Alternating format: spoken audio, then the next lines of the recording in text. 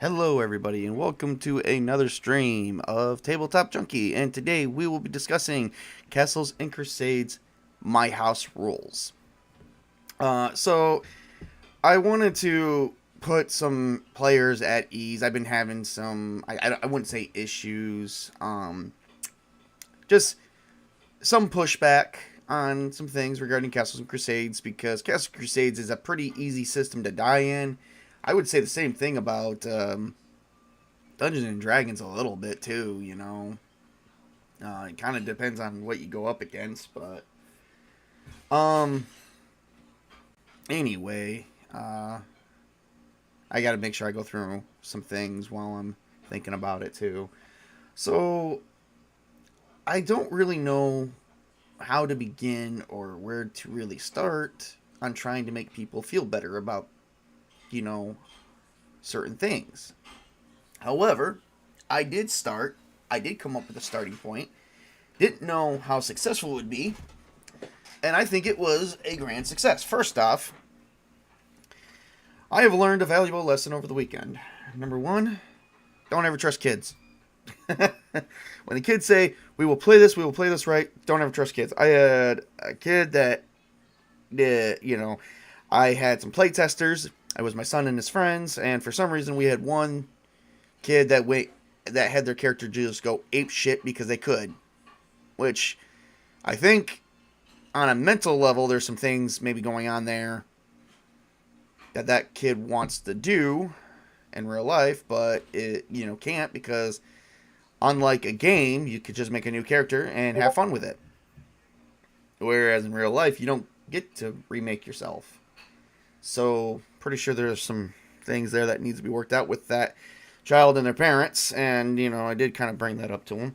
Um, so that was kind of a messed up situation. However, so the kid, it wasn't bad. The child just wanted to eat everything. The kid just wanted her character to eat everything known to man. And this child, of course, is about 12, 13, my son's age. Same age as my son. So I mean, the maturity level is there. It's just for some reason. And this one this one friend of my son's has always been present for every session. This is the first time that this has ever really happened. So, not sure what really happened this week. I think maybe they had too much candy or something. I don't know. So anyway, I did a play test with Adventures of Paramore, and honestly, it was the biggest dysfunctional group ever. They actually, after 5 minutes of playing, they all started killing each other. And somehow they made it through the dungeon. They actually overcame almost every single challenge while trying to kill each other. It was, they were trying to backstab, kill, do everything. So it was the most dysfunctional group ever. I say it's a success. Now, why do I say it's a success? Because it wasn't easy to kill them. And I still haven't succeeded at that yet. So, yeah. Alright. So, the playtest was given to what that group is going to function versus some seasoned players. I think my players can be pretty confident as it's very well balanced and stacked in their favor. It's either well balanced or it's stacked in their favor. It doesn't matter. It's one of the two. It's not stacked against me because I had the most dysfunctional group ever that ended up trying to kill each other. One probably tried poisoning themselves and, somehow still managed to come up on top with no fudging at all. I might have fudged one thing, but but I can't mention what that is because really it's not unfair. It's just don't do stupid shit. Use your brain. So yeah. I don't know. I'm still probably going to take that little bit out. It's one of those do or don't. If you do it, you may die. If you don't, you're going to live. So, one of those situations. But that wasn't really a whole spiel with the kids, or with my son and his playtesting. I say kids. My son is 13 years old, so he's a kid.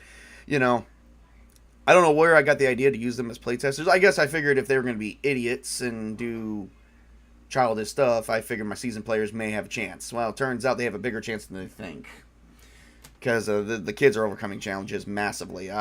So, let's go into some things I was doing with my playtesting group versus what I'm going to do with my actual group. everything that I did with my playtesting group is already going to be in my, is going to be done in my real group. Okay. So I made, the first thing I want to talk about is I made a choice decision on how attacking will work. I am sorry to say, no one is taking any monster on at its full HP. That is a long drawn out battle. It is going to be averaged. But the problem I have is some of these averages are so damn low versus you could have a D8. And the way, and you know, my son was an elf fighter. He did get some good stat rolls. So let's just put it to you this way. He got some nat 20s too. And there was a lot of leftover damage. I mean, I only allowed a couple things, and it still had a lot of leftover damage. So let's talk about I like to call damage wastage. It's basically you have a creature that has 2 hit points, and you have another creature that has another 2 hit points. You're taking on 2 creatures. You roll the dice. You rolled an 8 on the D8. You got max damage plus you have some bonuses. But you're only facing off 2 creatures that with the number of hit points total in the 4. So you did max amount of damage, which is like 10. You know, if you got a +2 modifier, let's say at the very least an average modifier would be a +0. Or even a +1. 9 points of damage for a hit point of 2 creature. So here's how I work with that.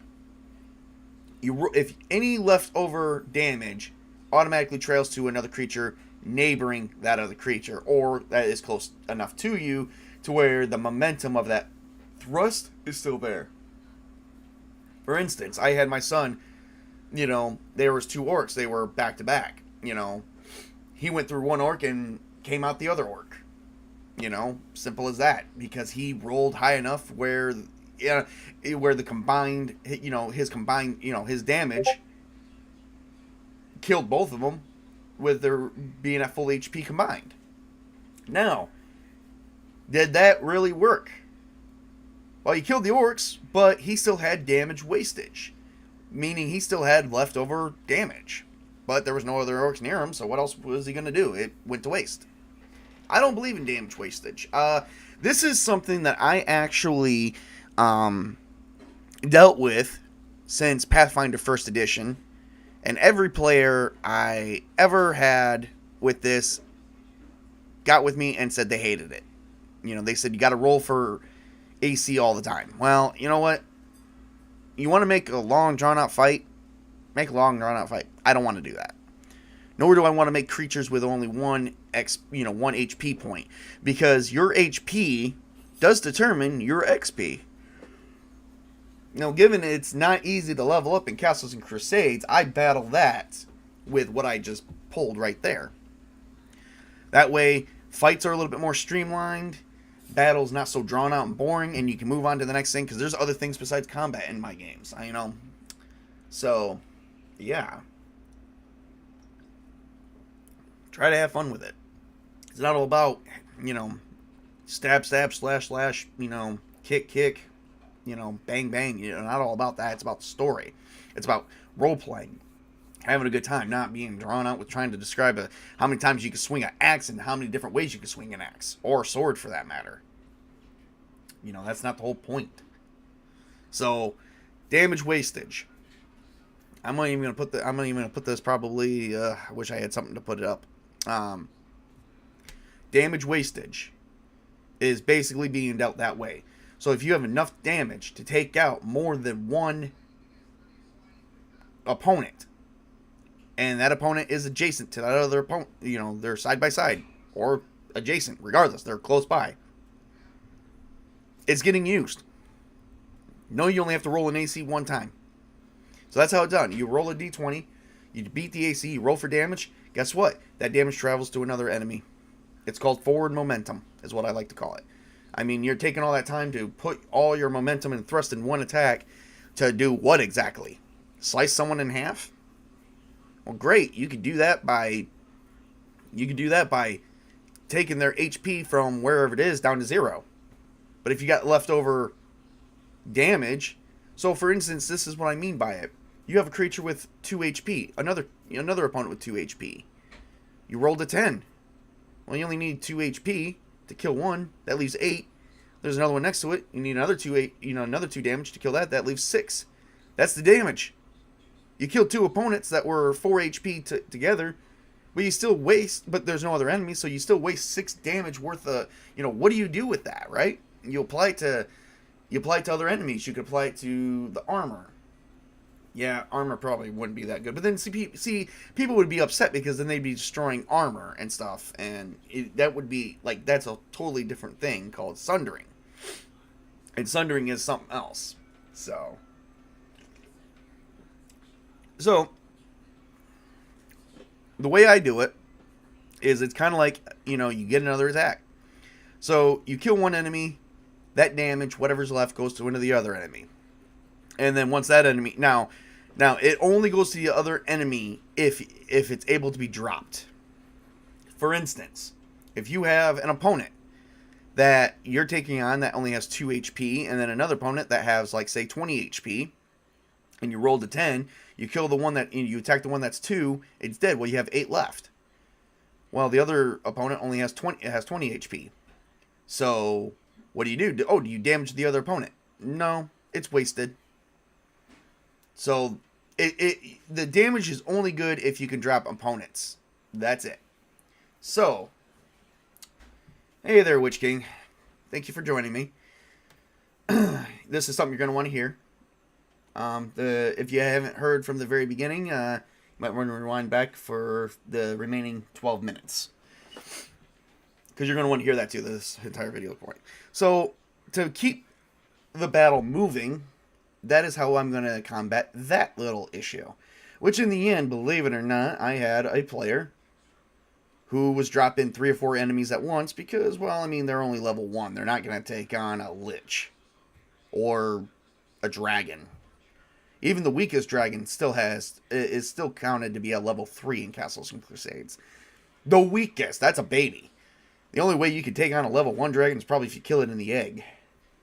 And its egg form, and maybe it'll die instantly, or maybe it'll be a one-hit point, a one-hit die dragon. Scary. So yeah, that's how I'm gonna do that. That way, combat's still going, and we're not doing tick for tack, and it's not boring, and it keeps things going because I am working with a 2-hour time limit here. That way, no one's drawn out, and we can come back the next session and not have to worry about combat. I have played in many D&D sessions, 4 hours long. One time I did have a issue, and I'm not going to mention who this is or what issue I had, but there was one time we played, me and a couple friends of mine played Dungeons and Dragons for 3 hours. The whole thing was combat. We didn't get to do anything else but take on one set of enemies. Okay.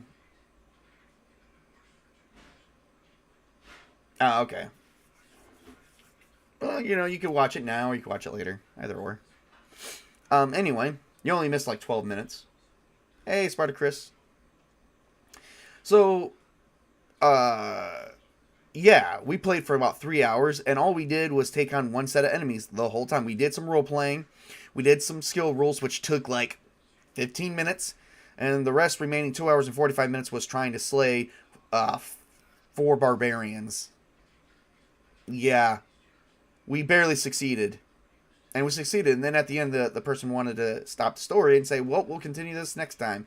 And I said, why?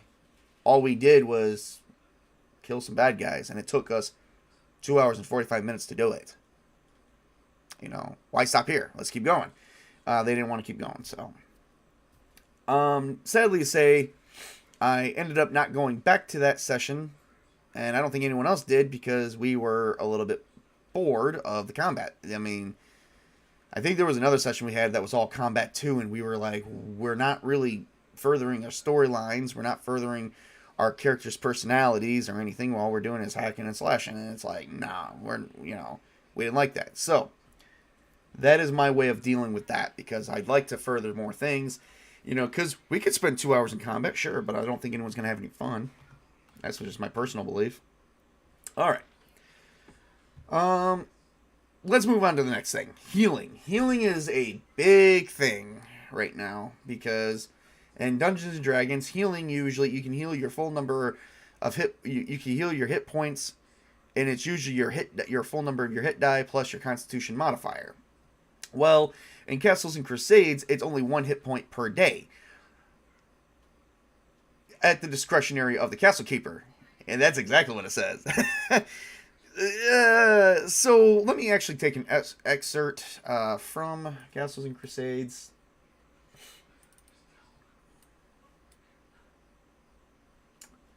So that way we know what we're dealing with here.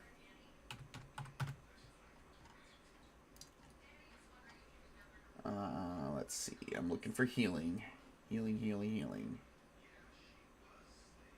I also need to get into using more temporary hit points. Because that's a thing too. And that's a bigger thing than you would think that is. So don't pass off the Castle Keeper or no healing for you. Something like that. Don't pass off. Chris, do you mean piss off?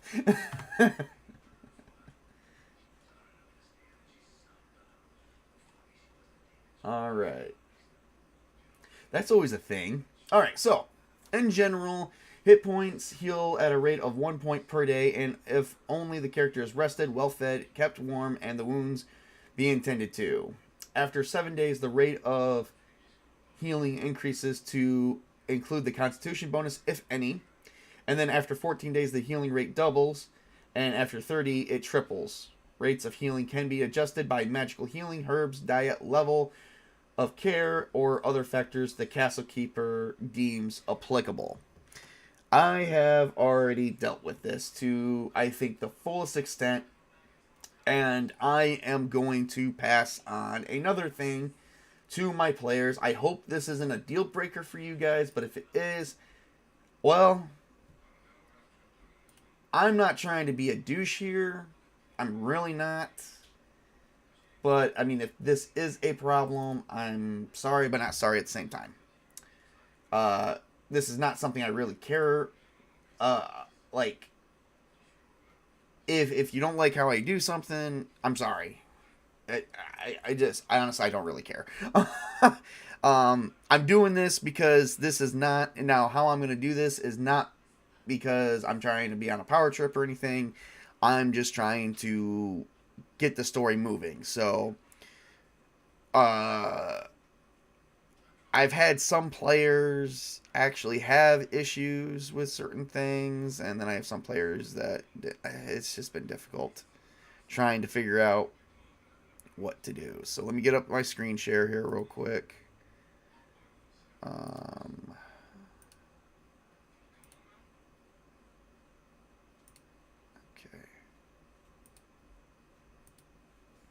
All right, my screen share is up. All right, so here,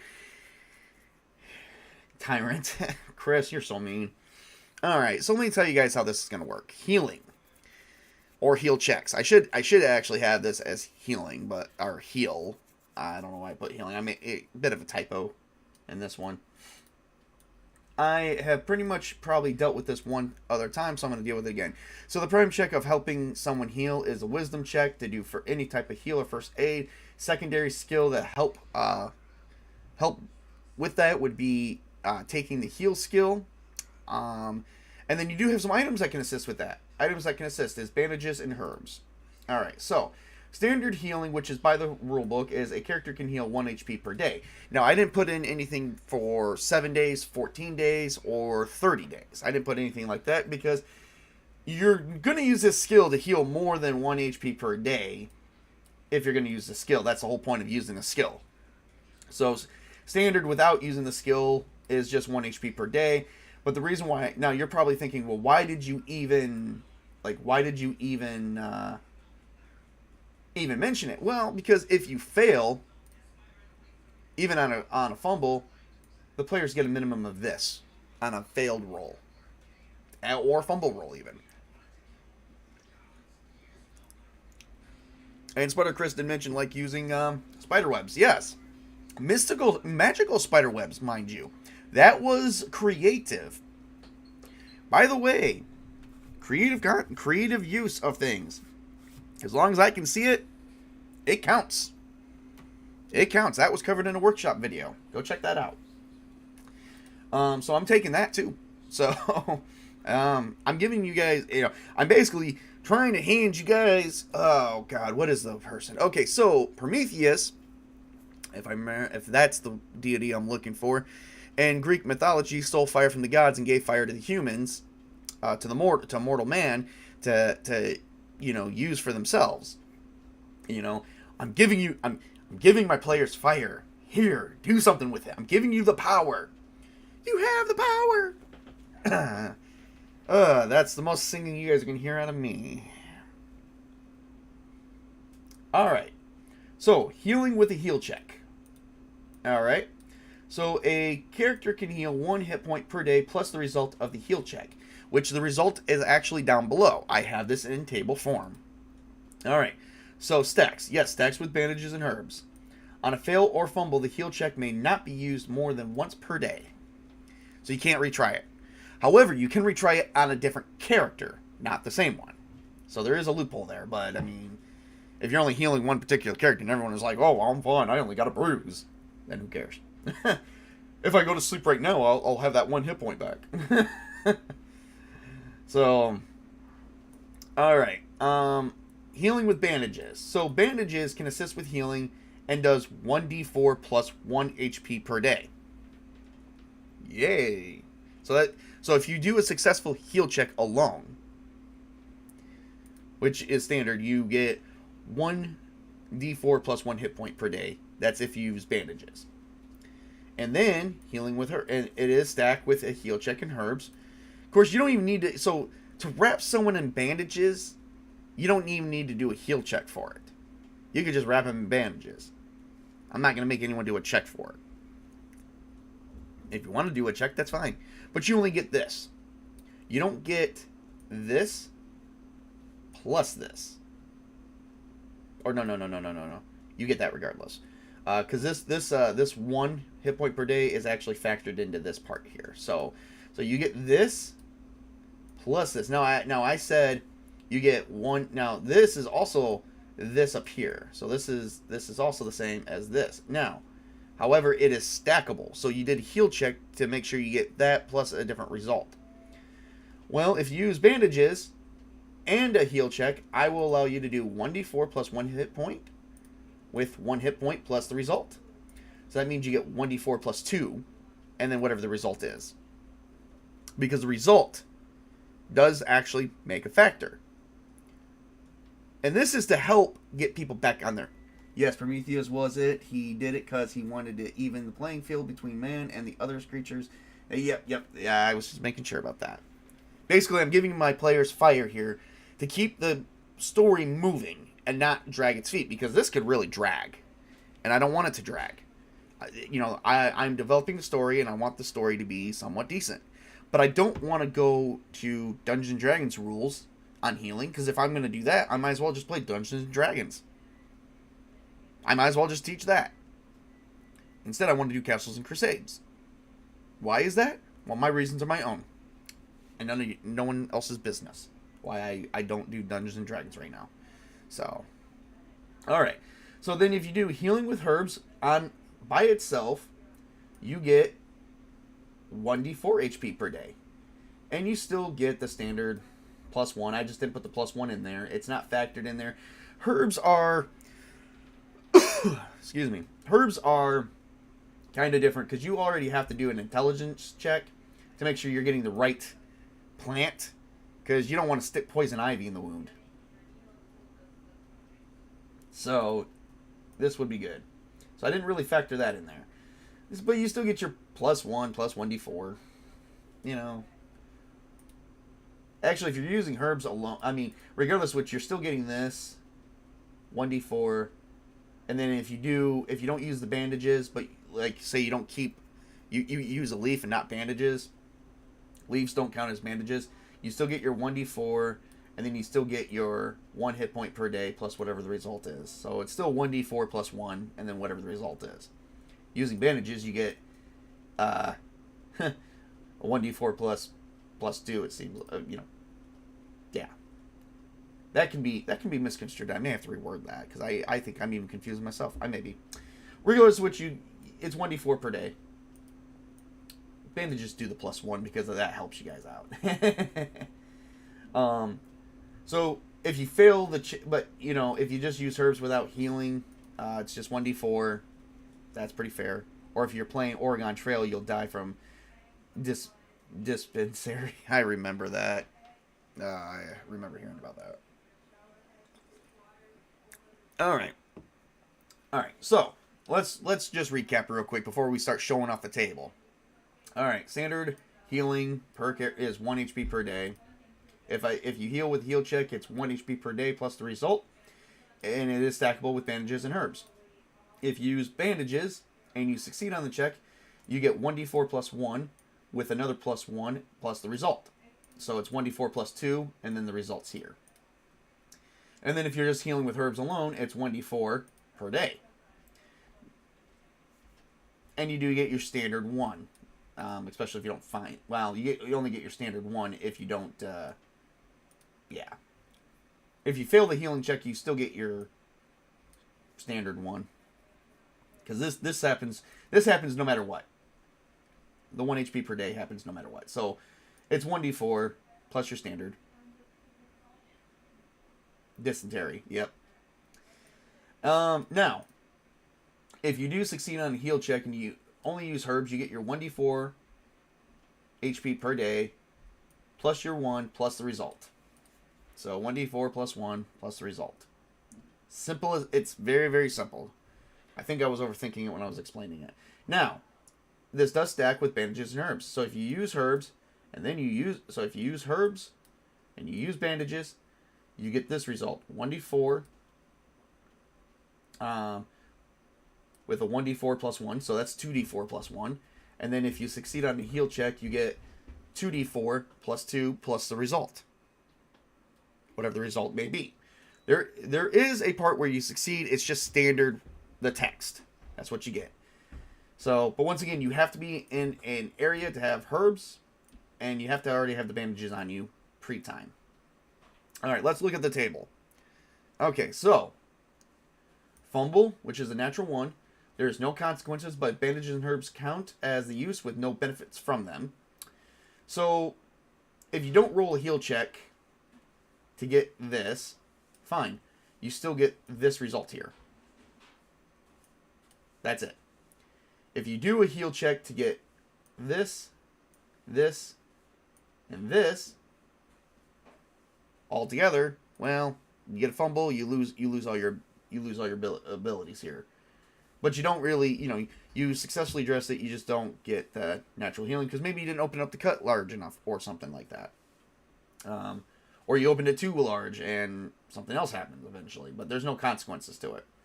Failed, there's no consequences, but you also get no benefits from the used materials. Success is standard benefits from it, standard benefits from both bandages and herbs if you're using them, plus, standard heal check. So if you do succeed on a heal check, you get this. So, it says standard. Standard means this is zeroed out. This part here is zeroed out, so you get your 1 HP per day. If you use bandages, you get 1d4 plus 1. With this, also is plus 2. If you're using all of them, it's basically 2d4 plus 2. Alright, on a success, this is my favorite one. I did this one because it happens. On a success of 5 or more, add 1d4 hit points. So if you're using so it doesn't matter if you do this one up here and you don't use bandages and herbs, it's 1 hit point per day plus 1d4. That's the result. So imagine if someone is using this, and this, and they succeed on 5 or more, they get to add another d4. So you get to actually roll 3d4 plus 2. So that is kind of a good way to... So have bandages, and first aid actually has it. And actually, I just got another book, which I have to say is courtesy of Spartacus. He's going to be glorified in my review video, because I actually came across another item called the medical kit, which actually works almost better than bandages. So we will actually talk about that in a little bit. And on a critical success, you get standard benefits times 2. So that means... Now, that doesn't mean you get this. You don't get that. You just get this. Because what does that mean? You get to roll this. Now, if you're using all... No, if you're only doing this, it's the standard benefit times 2. So you only get to heal 2 hit points per day. On a successful heal check. Using whatever. But if you're using bandages, that is 1d4 plus 2 times 2. So if you roll a 4 plus 2, 6 times 2, you heal 12 hit points. If you're using all of them, 1d4, that is basically, we just said it was already going to be 2d4 plus 2. So you roll a 2d4, add 2 to it, and then you multiply the result by 2. That is how many. So healing, and this is non-magical healing. None of this is magical. So, use the shit out of bandages and herbs, people. I mean, I can't really help you out any more than I already am without saying, screw it, let's just do Dungeons and Dragons type healing. If you go to bed and you stay warm and you stay asleep for 8 hours, you're healing your full hit points. Yeah, no, we're not doing that. Like I said, different game. So, this is my way of dealing with healing. Is trying to stack the odds in your favor without fudging them completely. Herbs only does 1d4. I mean, what are the odds of someone using bandages and herbs? Well, if you're in a dungeon with no plants, highly unlikely unless you got the herbs on you. So, the likelihood of anyone healing, and you only get the benefits if you succeed. Other than that, if you don't succeed at anything, the only thing you get is this. And this is wasted. And this is wasted. And this doesn't matter anymore. This is all that matters at a failed or fumble check. That is it. Now, if you have this on a success check, it does matter. Because you get the 1 hit point per day plus the 1d4 plus 1 hit point per day. So you get to, 1d4 plus 2. Now, enough about this. Now, here is what I'm going to tell you guys. Morning, guys. Sorry, was watching another stream. I'll catch up later. Yeah, this is important. Now, how many of you are number crunchers? All of you? Well, I got something to say to you number crunchers. Stop it. Stop. No, I'm a number cruncher. I crunch numbers all the time. I pay bills. I have expenses. I do my own accounting. I actually have a degree in accounting, which is why I don't know why I don't work in accounting. Oh, I know I don't want to work in accounting. I don't want to deal with, BS. and people coming to me, oh, why was my paycheck short? Did you come to work? No, get out of my office. I actually worked a job where that was a problem. People in accounting hated people, like workers, because apparently there would always be that one worker that would not believe why their paycheck was so short, and then they go, oh yeah, I didn't come to work that day. How do you not know that you called in? Because this would be me. Why is my paycheck so short? Well, let me check. Maybe it's an accounting difference. Oh, wait a minute. I got you missing for these 2 days. Did you clock in? No, I was sick. Get out of my office. Oh, get out of my office. You're wasting my time. You damn well should know why your paycheck is short. Here, let me do something nice for you. Yeah, that's why your paycheck's short. Get the hell out of my office. Don't even come back here. I'd be the one going to their supervisors going, unless they can prove right from the get-go why their paycheck is short, unless they want to come to me and say, I didn't miss any days, don't send them. If they say, I didn't miss any days and my paycheck's short, then send them to me. Obviously, there's a fucking accounting error. Excuse my language. But I've worked a job once where I had people going to, where we had people, and believe me, I hated it because I was not a supervisor in this field. But what had happened was we had a group of workers that wanted to cause a bunch of fights. So their paycheck ended up short. So what do? Instead of going to accounting, they went straight to human resources. They didn't even talk to accounting. So human resources, assuming they talk to accounting of why their paycheck is short, then approached. So you can imagine someone coming into my office pissed off at me. And you can imagine if that person was more than a mere worker, if it was someone who could make my job a living for freaking hell. Comes down and sits down and says, well, I have several complaints that you guys all messed this up. Why did you guys mess this up? And it's like, huh? You know, what about those times where it is your fault, where the paycheck is short? I've had that happen along with a couple coworkers, work overtime and stuff, and only for $12 for 2 weeks. I've had that too. I've had that too.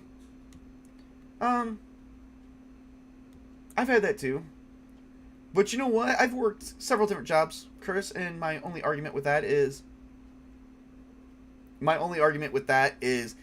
that has happened twice in my entire life, and I've been working since I was a young person. Won't mention how old I really was, but, you know, just say I've been in the workforce long enough to know it rarely happens. But, you know, I can understand people being mad. I had a paycheck come up short. I had a paycheck come up like $300 short once. And you know what? They got with me. I got to work. Before I could even get to work, they already sent me an email saying, oh my God, we screwed up. Sorry. Yeah, I am old. So for you number crunchers that are going to be making my life a living hell, stop it. We're not here for all that. We're here to have fun. Okay, so where am I going with this statement? Well, let me explain it. If you are within a certain amount, and I'm going to have, and it's a very situational situation even in gaming, if you heal, but you're, like, say you're off by like 2 hit points or 1 hit point, I'm going to give that to you. You'll be like, well, I healed, but I only got like 11 hit points out of 13. No, you're at 13. Are you sure? Yeah, you're at 13. No. Or I'm at 12 hit points instead of 13. Okay, you're at 13. I mean, I'm not going to bitch about 1 hit point. I mean, I may bitch about 6. Let me see. The highest possible amount of hit points you could have at first level is 13. So let's say you get 12 out of 13. Okay? That's pretty much 92%. Okay? That 1 hit point is allowing you to heal 7.69%. Okay, of your total HP. 7%, oh my God, like, I can wipe my ass with 7%.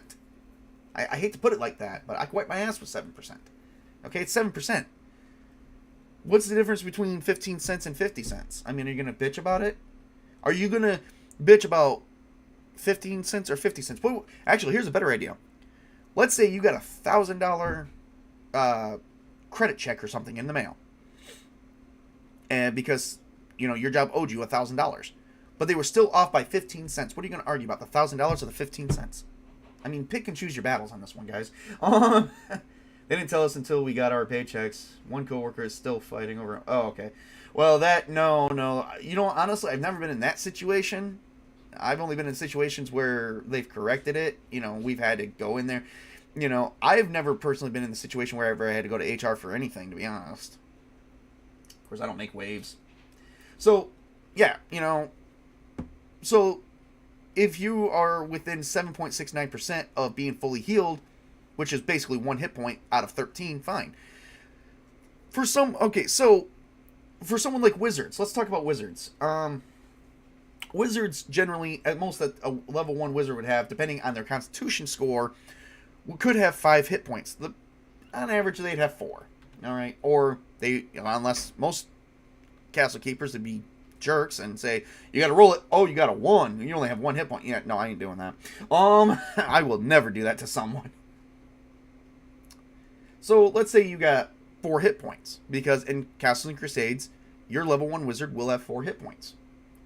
Unless they got a +1 in their constitution, or even higher, which would be weird. You're a pretty buff wizard. Is someone Kevin Sorbo? Watch Mythica. It's actually a good movie series. And there is supposed to be another one coming out. Hopefully it gets backed. I'm hoping. I don't know. I haven't checked it yet. Hey, Witch King, if you're listening to this, when you get to this part, tell me if that movie got backed completely yet. So healing 1 hit point is like 25%. Okay. If a wizard has 1 hit point when they go to sleep, and they do a successful heal, but somehow they only heal up to 2 or 3, I will give you, like, we're talking 1 or 2 hit points. I will give you 1 or 2 hit points, maybe 2 at the most, maybe even 3. However, getting around 5 or 6 hit points and only healing like 3 of that, and you're like, hey, I'm only 3 away. Can I? No. If you're, or even if you're down like to 1 hit point and you only heal like 6 hit points and you're at 7, no, you're not gonna get full hit points. You got to sleep another 8 hours or do a heal check or something, and then sleep for another 8 hours. I'm not gonna jump, but I mean, I'm not gonna trip over 1 or 2 points to look at the massive amount of, especially if you got 13 hit points, you're down to 1. I'm not going to trip over the 1 or 2 hit points to give you, and you go, oh, I'm healed up to 11. Well, you just healed 10 hit points. So I'll just give you the other 2 because you're just there. I'll get you there. So you're good. I'm not going to be tripping over 10 hit points worth of, I'm not going to be tripping over 10 hit points looking at the 1 or 2 and going, no, you can't have that. I'm not going to be that guy. Now who's being picky about pennies? Yeah, I know, right? So, if you heal 10 hit points and you have, even if you're down to like 0 and you heal 10 hit points and you only have like 11 hit, your max hit points is 11. I'm gonna give you that 1. Just tell me. The only thing I gotta do is, the only thing I say is, please tell me, be honest, and I'll give it to you. That easy. Like I said, I'm not gonna trip over 1 or 2 points looking at the big scheme here. The big scheme is, are you going from 1 to 13, or are you going from 1 to 5? So then, if you go from 1 to 5. And you say, well, should I get a bonus because I rested? Because I'm only like 7 away from being healed? No. I won't. I'm not going to trip over that 7 hit points to look at the 2 away. Basically. It's basically, I'm not going to trip over dollar bills to look at pennies. I'm not going to say, oh, that's a dollar bill. Fuck that. I'm going to go over there for the 2 cents. I'm not doing that. All right. So if you only got a couple hit points to go, just tell me, say, hey, table, we already healed. Here's where my hit points are currently at. Can I have the remaining amount? Can I get a, whatever? I'd be like, yes or no. Worst case scenario, I'll be like, no. Best case scenario, I'll say yes. So that's kind of like 50-50. So I would take that. And as a castle keeper, that is what I'm doing. So let's not work at freaking crunching numbers all the damn time. Just tell me what's going on and we'll be good. For instance, if you have 7 hit points and you are down to like 3 and you heal, you don't even do a heal check, you go up 1, you're at 4. Well, I may just say heal the other 3. You only got 7. Your max total is 7 for right now. If you were going from 7 to 14, that's different. That's a massive amount. That's 7 difference. Yeah, no, I'm not granting that to you. But going from like 4 to 6 or 4 to 5 or 4 to even 7, I will allow. Anything over that is kind of questionable. It depends on the situation. And probably depends on how good of a mood I'm in. So just take all those factors in account. And I'm not going to be mean about it. So for you number crunchers that say, well, here's the possibilities, here's what you allow, here's the results. Nope, they can't have those 2 hit points. No, I'm not going to be that guy. So that should automatically put my players at ease, I hope. So that's how I'm going to do healing. Because the idea of doing games is not to see how quickly I can kill you, but to see how far you can get on your own without me fudging much. Like, I don't mind fudging 1 hit point or 2 here and there. That's fine. As long as, but I'm not going to say, oh, yeah, you're fully healed. No, I'm not going to go against the rules. All right, so we've been kind of going at this for 46 minutes. Let me see what else I got. I covered battling a little bit, how we're going to deal with that and deal with damage wastage. Went over healing. I did add some other stuff in there. Other than that, as long as we communicate, I think we should be fine. I don't think there was any other issues that I had right up front. I don't think so. I'm actually checking right now because I did go through some of my notes. And I took notes of what my test players had issues with. And I will say this, they didn't have a whole lot of issues. Other than they tried killing each other quite a bit. So unless my players do that, I don't really see an issue. Though, let me talk to you guys about what I stand for. Well, after literally 5 minutes of playing, they all tried killing each other. And then I got them to stop for another 5 minutes. We played for about an hour. They kept killing each other. They kept trying to kill each other while other people were killing them. Let me put it this way. They're all still alive. I think we only had one person that died. And I think that person was an NPC. So it doesn't really matter.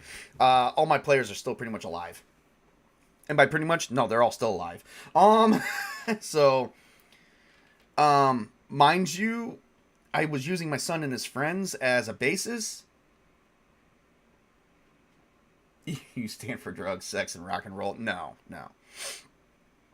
So, I used my son and his friends as the test players.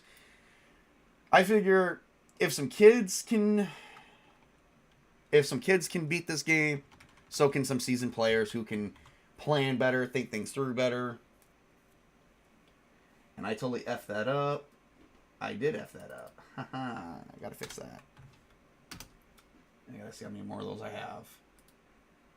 I knew I miscalculated something on one of them. I found another mistake that I made probably a few months ago on something, so now that I'm correcting it.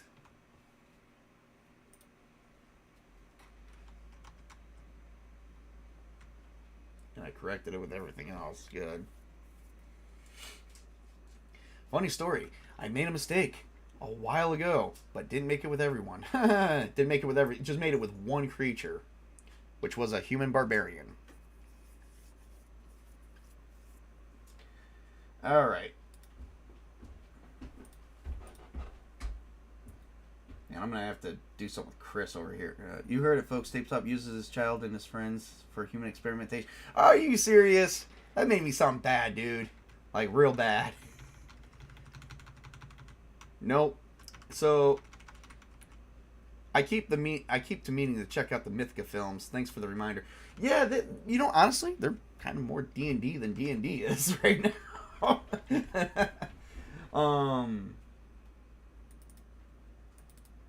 And I'm just making some changes here, just going through my notes of what I got to talk with you guys about. If you guys got any questions,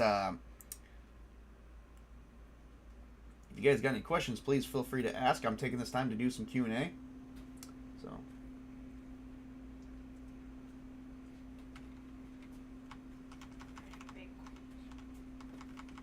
And my girlfriend just told me she just baked some cookies at like 10 o'clock in the morning. But I guess cookies are good. All right, cool. All right, so corrected that little issue. So the little issue that I had, and it was my fault, is I miscalculated how much damage a barbarian can do. And the difference was only a factor of 1. But it doesn't matter because that factor 1, the test players actually beat the crap out of actually several barbarians. So the good news is I did balance the game perfectly fine.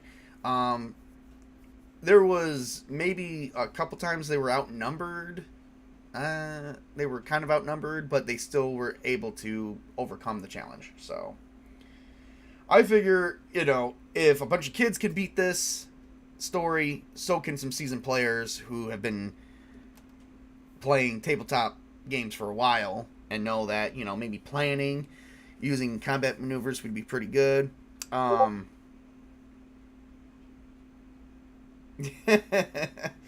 Oh boy, the Witch King just sent a message to one of them, to all the number crunchers.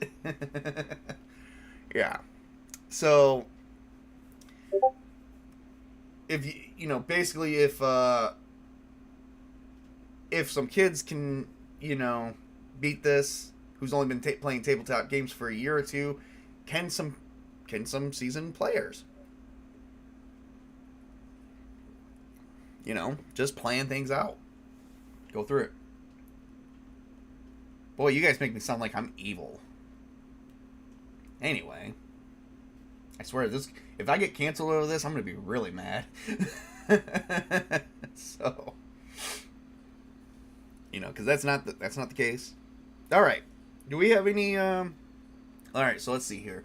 The test play went great. We covered that. I covered combat. How I'm going to handle that a little bit, especially when you do a mass amount of damage to someone who doesn't have a mass amount of HP. I covered healing a little bit. All the other factors apply with other different types of skills too. Sometimes there'll be a chart, sometimes there won't be. Communicate with the castle keeper / dungeon master / game master. Perfectly fine.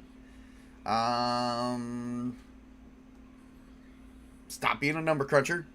If you are, stop it. God, when I gotta say it with the voice that the guy had in Transformers 3. Why is she using a yellow cup or a red cup on the yellow floor? We are on the yellow floor. The red cup belongs on the red floor. It is a visceral act of treason. Stop it. And the guy just walks over there and picks up the cup and throws it away and calls her a dumbass, and she starts crying, and he's like, well, that's going to be an email from HR later. No. It wasn't a visceral act of treason. He said it was a visceral betrayal. Stop it. Transformers 3, Dark Side of the Moon. Not a lot of people did like the Michael Bay films. I liked a few of them. I didn't care for number 4, and I hated number 5. I really liked it because Transformers had some witty personalities. Oh, let's face it, John Goodman plays in there too. I'm a big John Goodman fan. All right. So, so let's talk about what kind of castle keeper I really am. What kind of GM I am. I'm a fun one. I'm all about the story. But if there's no way for a character to survive in a situation and they die in a situation, I will let the characters be dead. I won't even say, well, the gods from the heavens came down and resurrected your character. We ain't doing that. If you die legitimately, you die. And that'll be the end of it. So I do allow, there is a rule that I talked about. I do allow death checks or luck checks. So when is a death check and luck check going to come into play? Now, there's only 2 types of ways. First movie had, in the second movie, I believe, had one Transformer had. Oh yeah.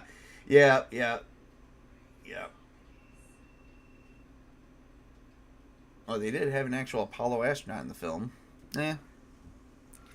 Well, okay, so let's talk about the death check and the luck checks and when do they come into play. Alright, so death check comes into play whenever you reach -1 or more hit points. -10, you're dead.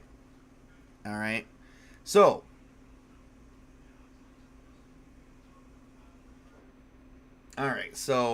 here's where we're at with this. A death check only comes into play when you're below 0 hit points. And here's how many checks do you get? Do you get 3 checks? Well, that depends. So, I'm going to run by a couple numbers for you. Alright. So, let's say a character takes enough damage where he's only down to -1 hit point.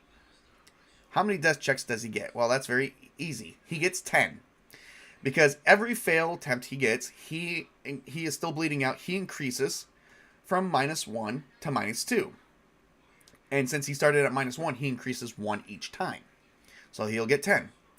Now, is it the same for everyone? Oh, no. Here's how different I'm going to make this one. Let's say a character goes from wherever they're at with their hit points down to a -3. How many checks do they get? Well, they get 4. Because when they fail one, they go from -3 to -6, and then -6 to -9, and then from -9 to -12. They're dead because they're over -10. The limit is 10. So if you go from -6 to 9, well, you should not get one, because if you go up to 12, no, I will allow you to go over. It's just you're dead at -10. Simple as that. So then it sucks for those who are like, say, -6. Well, how many so if you're at -6 hit points, how many do you get? 1, because if you fail, you go from -6 to -12, you're dead. So that's how unfair and fair I'm going to make that one. It's going to be different for everybody. Not everyone's going to be the same. So you do have to roll the death checks, and they do have to stay. And if you do succeed, you go. So like, say you're at -9 and you succeed on your last one, and you're like, thank God. Well, how much do I heal? How many more do I got to do? None. You go up to 0. That's how I'm doing that one. So that's when death checks come in. So when does a luck check play a factor? Easily.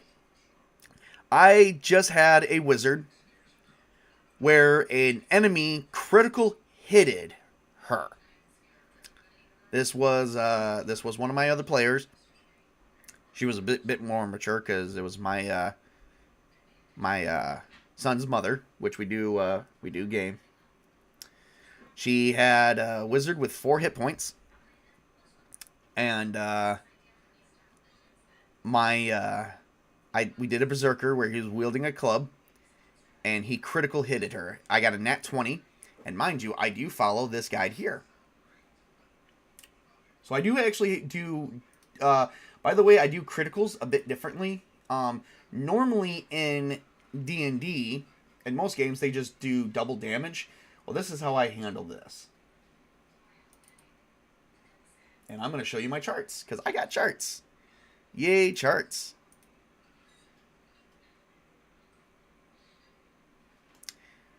Let's see here. I got to go here. There we go. So this is charts that you guys will almost never see, unless you got my video pulled up while we're doing this. I recommend don't. So, critical hits.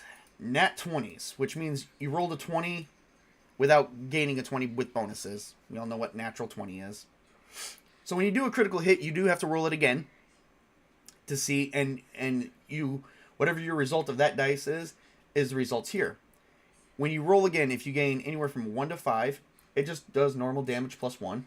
So you roll your normal damage, and then you add plus 1 to it. Whoop-de-doo, right? 6 to 10 is normal damage plus 1d4. So if your normal damage is 1d8, you do 1d8 plus 1d4, and then you add all your bonuses together, if you have any. 11 to 14, you do max damage times 2. Now, greatest thing about these character sheets, I don't know if anyone's ever noticed them. I'm going to pull up a character sheet. I'm going to pull up the original character sheet because it allows players to multi-class easier. There it is. I don't know if you noticed in my workshop videos. Let's zoom in here on the weapons. So you got your BTH, your mod, great. Here's the one thing they do have. A grand total! Make it easier. You get with your mod and your BTH, and then anything else, you get to add up your total, and you say, well, I got a +3 to roll, because this is the weapon I'm using. And that's for each weapon. And then the weapon carries, let's say, a 1d8. And then you add your mod. Whoop-de-doo, here's a total. Well, you know, if you have a 1d8, and your mod is a plus, and let's say your mod is just a 1, that means you do a minimum of 2 damage to a maximum of 9. This is why this is important. Because on 11 to 14, you do the max damage. So if I'm wielding a longsword, and my max damage for my longsword has the possibility of a 9, then you use that. So you do your max damage for that weapon that you have the possibility of, and then you times it by 2. So for me using a longsword, it would be 9 damage times 2. Even if I didn't have that modifier, it'd still be 8. So it'd be 8 damage times 2. It's whatever the max damage you have the possibility of hitting. So if it's a dagger, it's 4 times 2. Simple as that. And then it gets worse from there, because 15 to 17 is max damage times 3. 18 to 19 is max damage times 4. And another nat 20, which has actually happened. I actually had someone roll 2 nat 20s, and they did a max damage of 5. Actually, and I'm going to say this now too, that was me, and I'm not a player. I was the GM. I rolled 2 nat 20s, 1 nat 20 on the die, and then I rolled it again and got another nat 20. So for the person there, I did max damage times 5. And I did a Berserker, which had an opportunity of doing 9 damage total. So it did 45 damage to the wizard, which only had 4 hit points. And at the time that she got hit, she had max hit points, which was 4. So I took her down to minus 41 hit points. She's like, I'm dead. And I'm like, no, you're not. I said, roll your luck. Now your luck. Now see, the difference between your death check and your luck check is your death check happens to be your constitution. Your luck check, nat 20 on a crit, insta kill. Yeah, I know, right? Unlucky character. Alright, so your death checks is going to constitute with your constitution modifier, and your luck checks is going to be basically your throwaway attribute, which I'm sorry, to some extent charisma is a bit of your throwaway for everybody eventually. It's just how good you look and how well you can conduct yourself. So for luck, I actually have it as charisma. So I say, oh, hey there, Jace. It is nice to see you, and I love that heart, by the way. I love that heart, brother. Really do. Hey, sexy lover boy. Yeah, Jason and I have fun at nights. No, I'm just kidding. Moving on. Yeah, she took, she was down to minus 41. I told her to roll her, now, see, really, it's very simple. You either roll high enough on your charisma or you don't. I don't really set the challenge rating for that because really there's no sense in setting a challenge level. Yeah, I just do your challenge base and that's it. The challenge base and everything else is set to 0. And then for your constitution, there could be a challenge level added, but I think it's from minus 1 to 6. It's 0. 7, 8 is 2. And 7 to 8 is 2, I think. It's either something like that. Let me see. Let me look it up. Oh, for God's sake. Are you really? Chris, stop it. Stop. I'm gonna have to hit him. I'm gonna have to virtually hit him. I'll hit him later. Just crazy. Alright,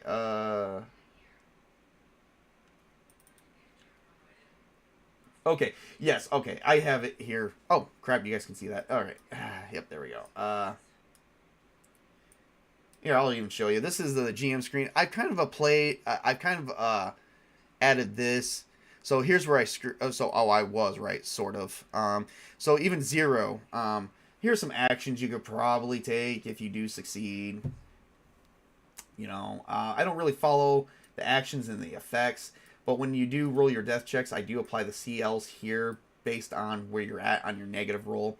So, 10, yeah, minus 10, you're dead. Okay, so 0 all the way to 6 is set to a CL of 0, so, I make it very easy. If you're at minus 7, I set it to 2. If you're at minus 8, I set it to 4. And if you're at minus 9, I set it to 8. So, yeah, I do change the challenge level to make it harder because the closer you are to get to death, it simulates the fear that you have of, oh my god, I'm going to die. So, alright, so let's do the fumble, I call it the fumble hit table. Yeah. Let's talk about the nat 1s. Okay, so what does nat 1s do? Well, and everyone is subject to this. So if you roll a nat 1, you got to roll again to see what results you get. And here are the results, and they get worse every time. So on a 1, you just do a damage. You damage yourself about 1d8 worth of hit points. 2 to 3, you damage yourself 1d4 hit points. On a 4 to 6, you break your weapon. On a 7 to 10, you do the minimum damage to yourself. So here's the thing. On a 7 to 10, it's like roll higher, it gets better. On a 7 to 10, let's say we just go back to our chart where you see, okay, I could do 2 hit points. You do 2 hit points. You don't even roll for it. So you damage yourself minimally. On 11 to 15, you lose the next action's round, which means you don't get to attack for the next round. And then on 16 to 20, an ally is hit for 1d8 worth of hit points, which means, oh crap, I threw my sword, and, you know, it's like, Jace is like, alright, I'm going to use my bow and arrow. Crap, I rolled a natural 1. What happens? Crap, I rolled a 20. And he, instead of shooting the enemy, he shoots Chris right in the back of the neck. and Chris takes 1d hit one in now instead of doing the damage for the bow, he just takes 1d8 hit points worth of damage. So I make either I roll it or I will make Jace roll it. Jace will roll it and say, "Oh, I got an 8." Do I add anything else? Nope. Chris, you take 8 hit points worth of damage. Dude, I'm playing a rogue. I only have 6 hit points. I'm down to -2. Sucks to be you, dick. Anyway, so. We do have hit now, here's how we're going to do cold shots versus hit locations. Anything you say can and handle will be used against you in the court of law. We're talking about gaming. Where are you coming with this realistic shit at? This is gaming, dude. Gaming. And it's not my fault. Jace rolled the 1. So, your most likely results just are lose next round or hit an ally. 50% chance it will be one or the other. Yeah. Well, I'm pretty sure you don't want the 4 to 6 one, because then your weapon is broken, and if you're in a dungeon, you're not fixing it right away. Not without having proper tools. And if your weapon is broken, that means you can't use it. Can I use a sharp-serrated edge? Maybe for minimum damage of 1 hit point, not including anything else. Oh, you cut yourself along the way. So, what would also suck is if you get a broken weapon, then you're gonna fight with me on the broken weapon, then you still get a 1. Oh crap! It's like, oh crap! I only had 2 hit points. I rolled a 6, and I'm like, well, you're down to -4. So you tried using that, but for some reason, someone hit it out of your hand and it stabbed you in the eye. Yeah, but because it's just 1 dice, each number has an equal odds of being rolled. Yes. All 5% or more. Alright, so here's how we're going to do hit location. Okay, if it's not a cold shot, instead of figuring out where we're going to hit at, I've got it very easily. For humanoid creatures, you roll a d8. Roll 1d8. Now, here is where we're going to talk about some mathematical stuff in there. This is where number crunchers can number crunch all day long. I don't care. Alright. If an arm or leg takes 25% of the total number of hit points that you have, even if you're at full, if you do 25% damage worth of hit points to the left, right arm, left leg, or right leg, it is severed. It's gone. You're holding it in your other... You're taking your left hand, you're picking it up off the ground, and holding it in your right hand. If your torso is not dead, including damage, maybe unless you're targeting the heart through a bunch of armor, which is difficult, and you don't get any bonuses for it. Your torso is not dead until the heart stops beating or takes 100% hit points. Basically, remove the heart from the chest or takes 100% hit points. And we'll go through that math in a minute. And then, if you roll a 1 and you do half damage, a total number of hit points that the creature has, to the head, it is decapitated, the creature is dead. So, want to talk about some instant kills? That's a good way to do it. And that's just randomly doing it. That's not even doing, that's not even doing any crits. Have you ever played RuneQuest? If I remember, they have a hit of D100 location chart for just about anything. Why do you need a D100 for 8 parts? There's not even 8 parts here. There's like 6. What might have been easier if I rolled a D8, but or a D6. But no, I went with the D8 because that's what Castles and Crusades did. So I went with the D8. So yep, roll a D8. So you have the torso is the only thing that can take 100% damage before it's considered dead. So basically, yeah, that's base. So if you don't do a called shot, then you're automatically. The reason why it's 4 to 6 is because if you don't do a called shot or you roll anything else, the torso is pretty much the only body part that is constantly being hit by default. Want to get tabletop to try Rune Quest at some point. Oh boy. And then everything else is just, you either got to call it or just got to hit it by chance. So, for the quadruped, for the quadruped, we still have the D8, but we do have hind legs, forelegs, and all this other stuff. That's for creatures who are, basically animals. Winged animals, we do get a roll of D10 if you take it on a winged animal, like a unicorn. And then dragon-like creatures, you get a roll of D12. Or dragons, you get a roll of D12. But remember, the rule... Okay, so... Alright, so head is half. Right foreleg, all of this is 25%. And thorax is 100%. Same here. 50%, 25%, 25%, 100%, and then... I didn't mean to do that. 100%, and then 25%. And same here. 50%. The neck... Now, see, because dragons do have long necks. Yeah. So, 50%, 25%, 25%, 100%, 25%, and 25%. So, that's how I make it pretty fair. So, but what's 25% of a total number, what's 25% of a dragon's hit points? That's what you really got to ask. So, what's the likelihood of you severing anything on a dragon? Highly unlikely before it's dead. Well as Stormbringer and Nephilim. As well as a Stormbringer and Nephilim. Yeah, I mean, just some things you got to really think about. But it's there. It's there to make your guys' life easier. My life harder. But also there to forward the story. So. So, yeah.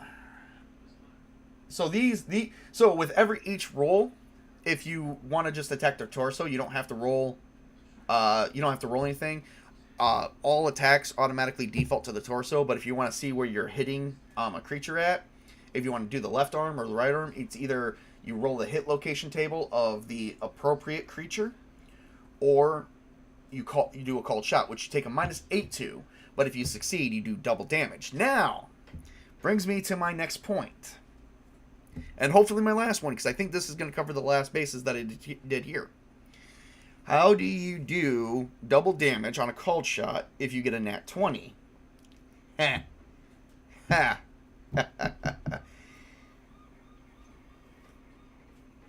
I've decided I'm doing this. And this instance does not come up often, but it did come up during my test play.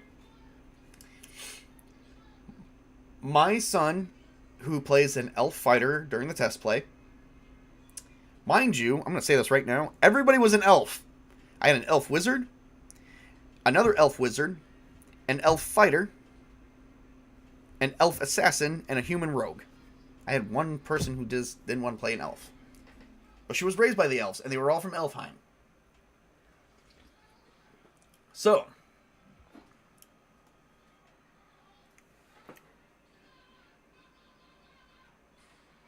I gotta check that one out. So, so yeah, we all did elves. So my son did a called shot.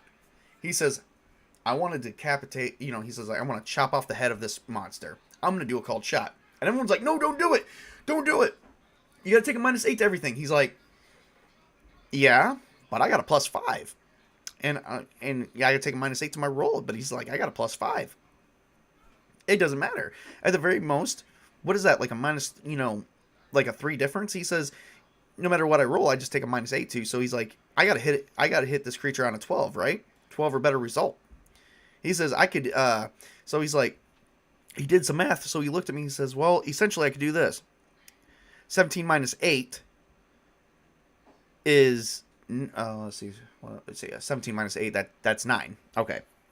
He says, but I only have to roll, but see, on this one, I got a +5 too. So he's like, if I roll a 12 and I had a 5, that's fine. But he says, what if I roll a 17? He's like 18, 19, 20, 21, 22. Minus 8 is what? And he's looking at me. He's like, 22 minus 8. He said, that's 14. I still hit.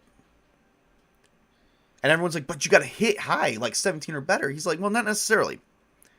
Because he says, I got to hit it on a 12. So my lowest number is 15 on a die result, which is, with my plus 5 is 20, minus 8 is 12. So I got to hit it 15 or better. He's like, I'm going to take those odds. I'm going to take those odds. And he took them. I'm proud of him. My son's like 13 years old. And he's like, here's the odds and here's the probability. He's like, I'm taking it. Even his mother was like, oh my God, my son's going to kill us all. And like, she had no faith in him. And he's like, I'm going to roll this dice. And everyone's like, dude, blow on the dice for luck. Do something. Do something. We need luck here. And everyone's like, oh my God, everyone's like freaking out because they're not really near death. It's just, they don't like doing called shots. Like, a lot of the players did not like doing called shots because of that. He's like, it doesn't matter.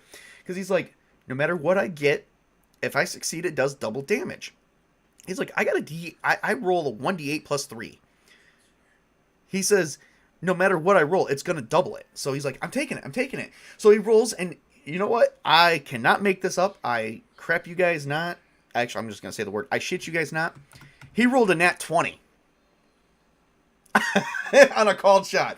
He's like, I rolled a nat 20, Dad. That's 25. Minus 8. I said, no. You got a nat 20. It automatically hits. He's like, oh, even on a called shot? I'm like, yeah. He's like, oh, that's awesome. So do I roll this again? I'm like, yes, you do. He's like, roll it again. He's like, yeah, this guy's got nothing on me. And he's like, okay, 18. I'm like, he's like, so what do I do on an 18? It says here, Dad, I do max damage times 4, but I also do double that. I'm like, uh-huh. He's like, how does that work? And he's like, how does that work? I need to know, Dad. And I said, well, how much damage, what's your max damage? He says, well, 8 plus 3, that's 11, Dad. 11, times it by 4. That's 44. Then times that, then double that. Oh, I just did 88 damage. And I'm like, yeah, I think at some point, he's like, wait a minute, there's like only 2 creatures here. You kill them all. I'm not even doing that. He's like, yeah, because like, Dad, how does this work with damage wastage? Because we've got them all near us. And I was like, you kill them all, you're done. He's like, there's only 2. Oh, you kill them all, they're done anyway. Are they adjacent? Wait. I'm like, wait, son, are they adjacent? Yeah, they're adjacent of each other. They were on the map next to each other. I shit you not. There was no way that the enemy survived that. So that's pretty much how I do that. I was either thinking of doing that or just turning that times 4 into a times 6. Either way, it's either 44, 66, or 88. Pick one. No matter what, everything was dead. So, I tell you, playtesting this was kind of fun. It's kind of fun. All right, well, I think that's everything I wanted to cover today. I hope I actually made, since I got a couple of my players in here, actually, I got more than a couple, I think. I think Jason, Chris, are you guys still both with me? And Archer, Colin, and Witch King, are you guys still both here? I'll give you a minute to answer. Because this question is for you. My team here.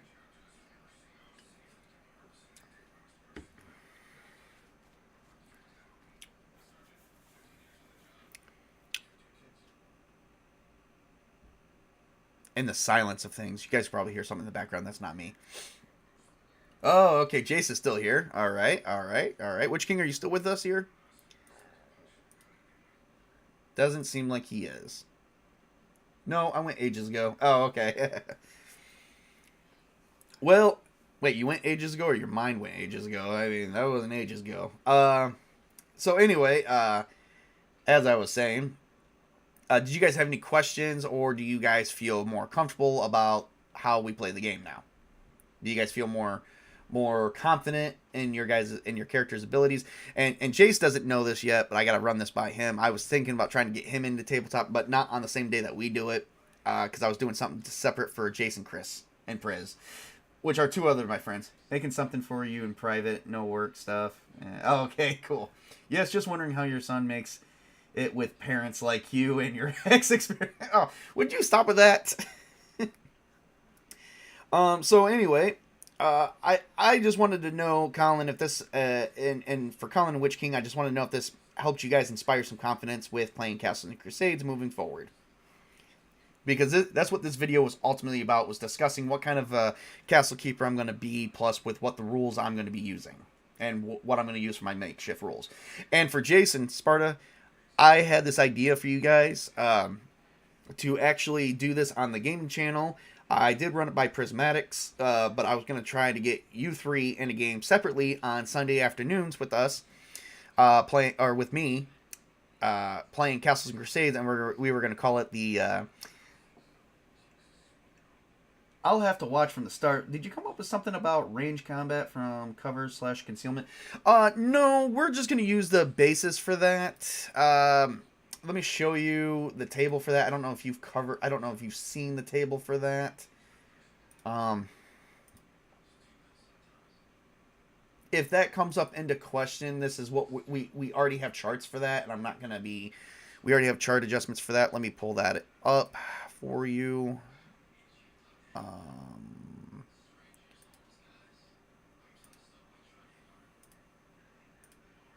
So for cover, if you're 25% covered, you get a +2 to your AC. If you're half covered, you get a +4 to AC, 3, 4. So if you're attacking from the range and from back, okay. So if you're also talking about the whole range attack, like if you're sneaking around, you're not going to get your back attack bonus per se. But attacking from a range while hiding can be done. So you will actually follow this cover here, this cover chart here, and then if it's short, medium, or long, yeah. I would also say from a range, so if you're at cover, you can get, depending if you're 1/4 to full cover, you can range from a +2 to AC to a +10 to your AC. And then your combat modifier for range combat, if you're short range, it's 0. If you're medium range, it's -2. Long range, it's -6. You're gonna have to describe where you're hiding at, and if you're either short, medium, or long. Of course, I'm gonna have to roll against.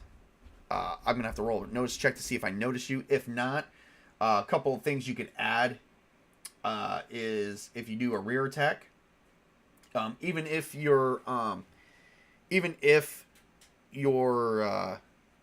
let's say you're doing a rear attack from behind and nobody sees you, you do get a +2 to hit. You don't seem to get any additional damage bonus, but still +2 to hit. Not really much. Let's see if there's anything else we can use from here. Well, okay, if you're also doing a rear attack, I imagine you would also get the flanking attack, especially if the flank attack is automatically always going to be implied. I'm going to have to remind you guys of that. Because a flank attack I'm going to use if the enemy's outnumbered. So if you guys are only taking on one enemy in a party of 3 or 4, and you do the rear attack at, like, say, short range, you're going to get the +2, and then you're also going to get the +1 for flank. So yeah, that'll be a +3 to hit. Let's see here. I'm trying to think if there was anything else.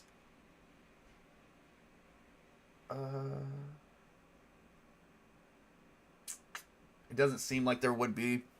Standard damage would apply.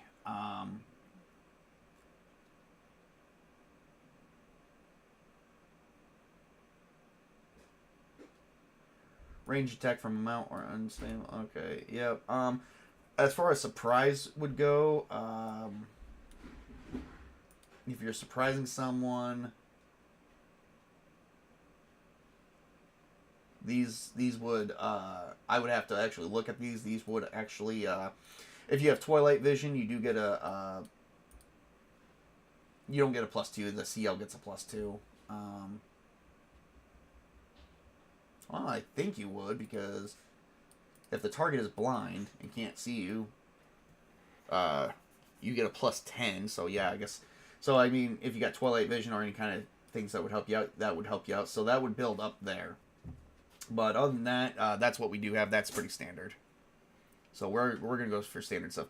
So, do you get your +4 to back attack? No, you don't get your +4 back attack. I told you I was going to look into that.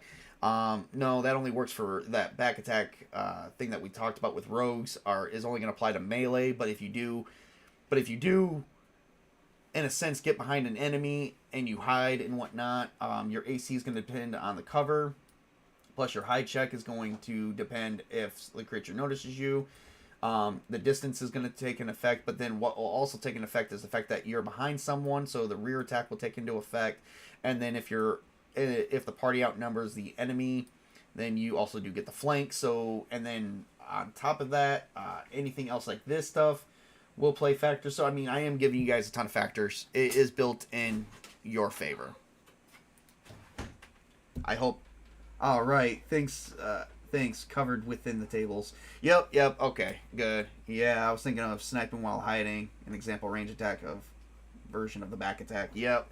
Yeah, I'm gonna stack that for you guys. That's stacked. No matter how you want to do that, that's stacked in your favor.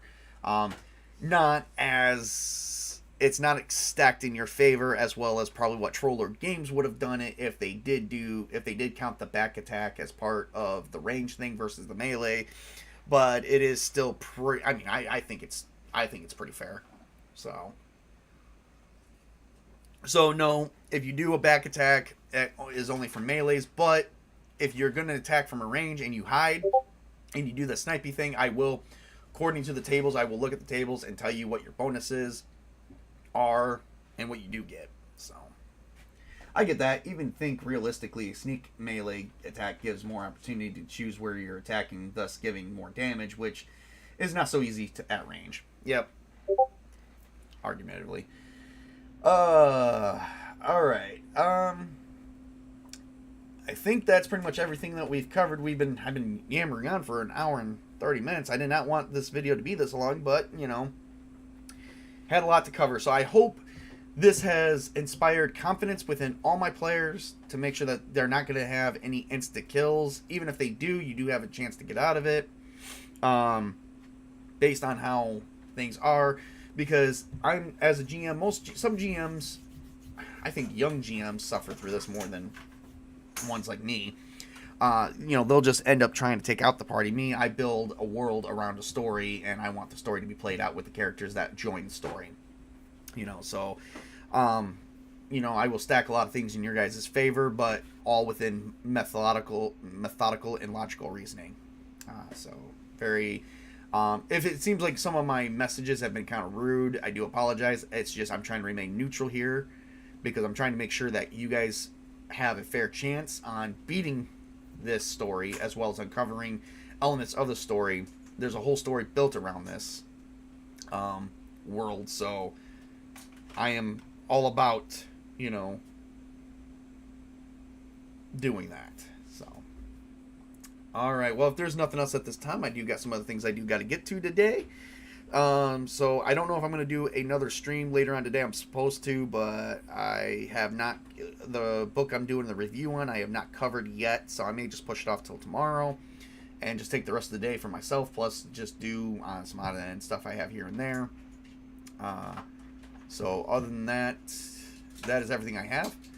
So I want to say thank you everyone for joining. I never see the GM as being against the players so much as running the game. Some systems even use the term storyteller. Yes, because I'm telling a story. And I'd like to see where that story goes.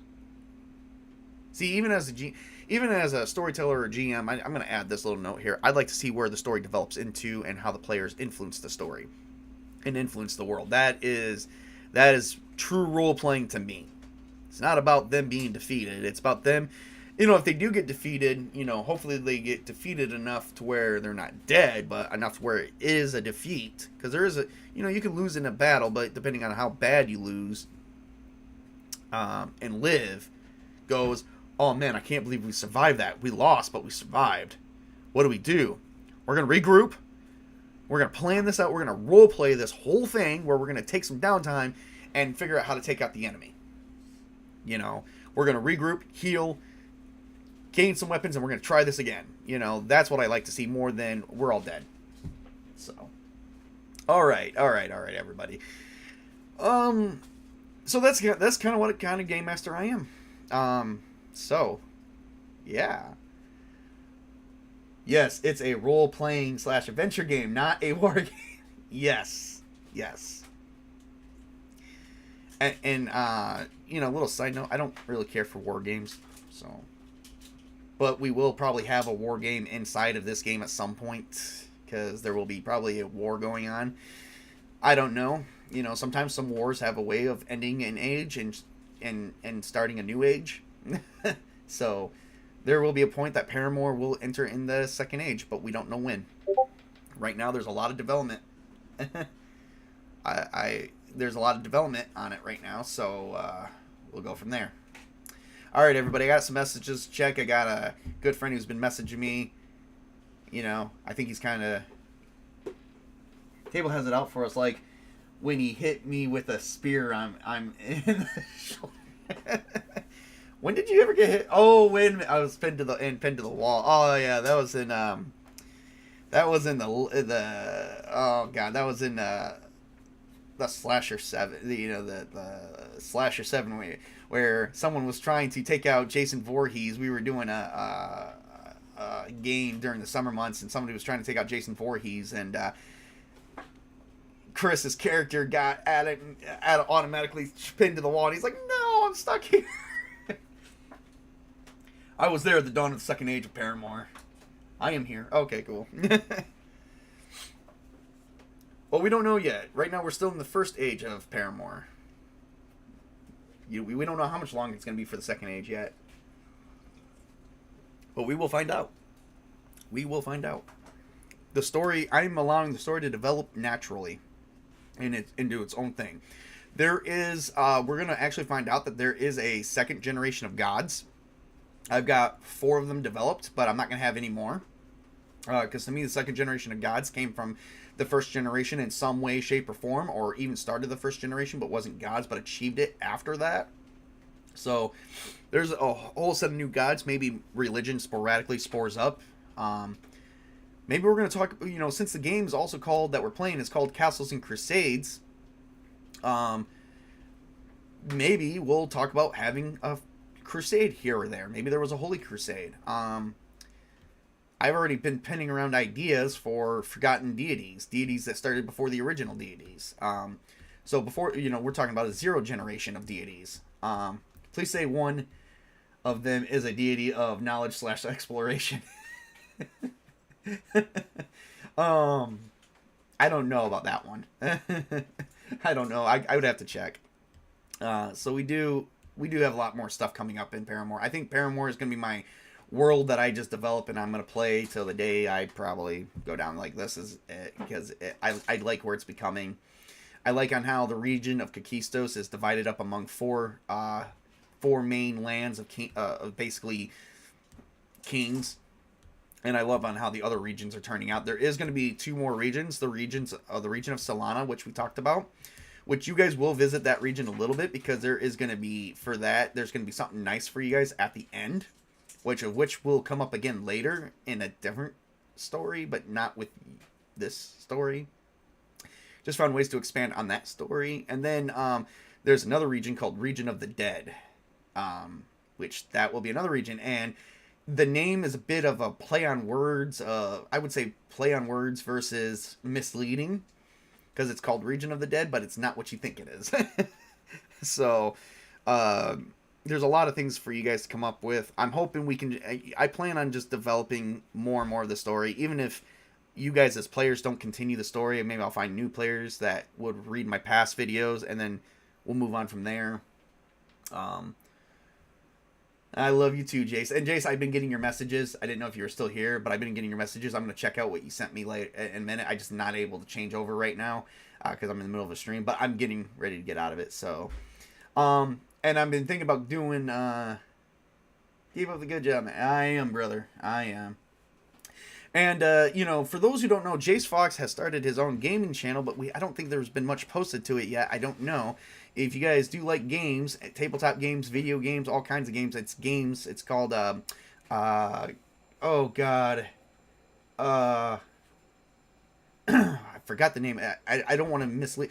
Someone correct me if I'm wrong in the chat, please. It's called 540 Game Over, or it's just called Game Over.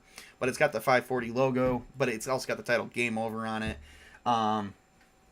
So I've actually been playing around with an idea now. 540 Game Over, yes. Go over there and check it out. I've been talking with Prismatics and Chris. I have to get with Jace to talk with him to see if he wants to get in on a tabletop game. Because I was thinking about bringing in those three guys in for a game called The Legend of 540. Their team is going to be called 540. And see if they could play Castles and Crusades. Kind of stole that from someone else, but, just, that way we get some videos on that, plus do some video games, because I do play a lot of Evil Dead. I love the Evil Dead, and there's other stuff that I like to do, too. I like to do video games. And right now, I've been actually thinking about looking at doing a Call of Cthulhu tabletop game as well, coming up in the near future. Just because, it's horror-based stories. Who doesn't like a good horror story? Rear attack.